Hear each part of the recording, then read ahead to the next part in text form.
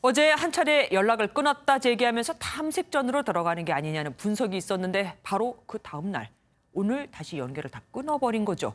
허를 찔렀다고 봐야 할 듯합니다.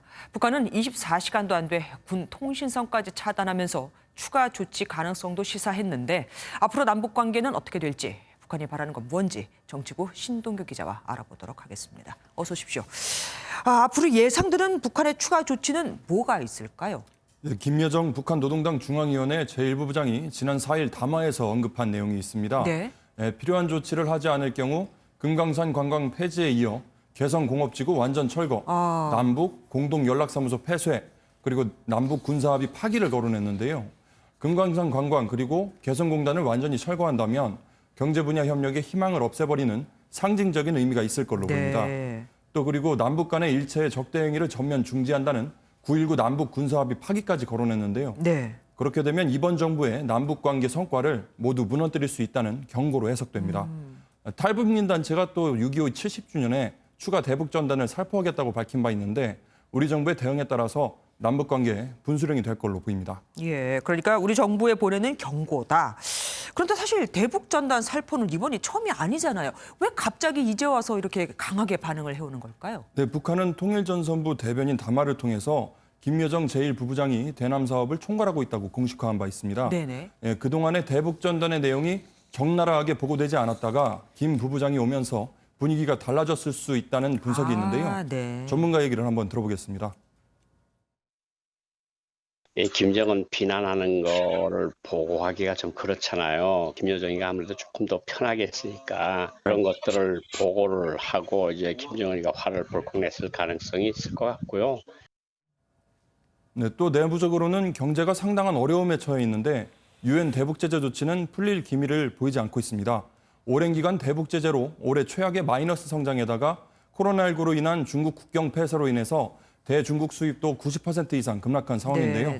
야심차게 추진했던 원산 갈마지구도 코로나19 사태로 관광이 막히면서 역시 기대하기 어려워졌습니다.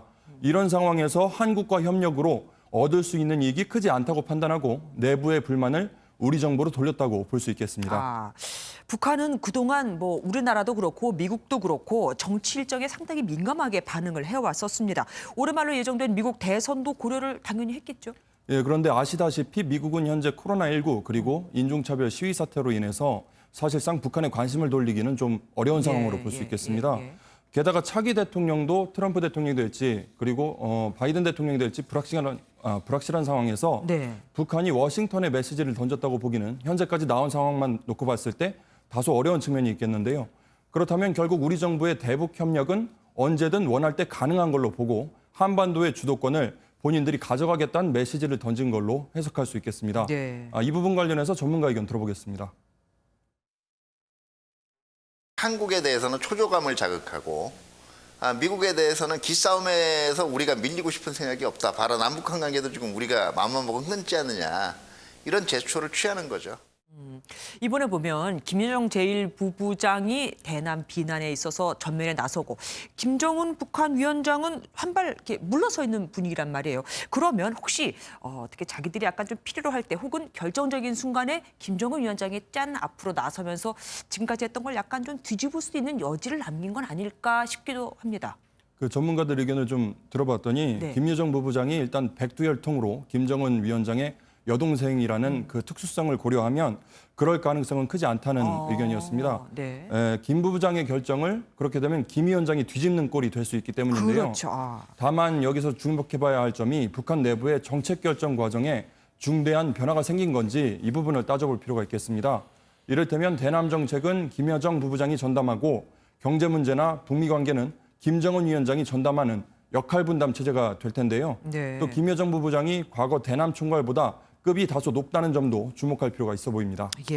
북한이 추가 조치를 예고한 만큼 앞으로의 상황도 예의주시해 봐야겠습니다. 지금까지 정치부 신동규 기자와 함께했습니다. 고맙습니다.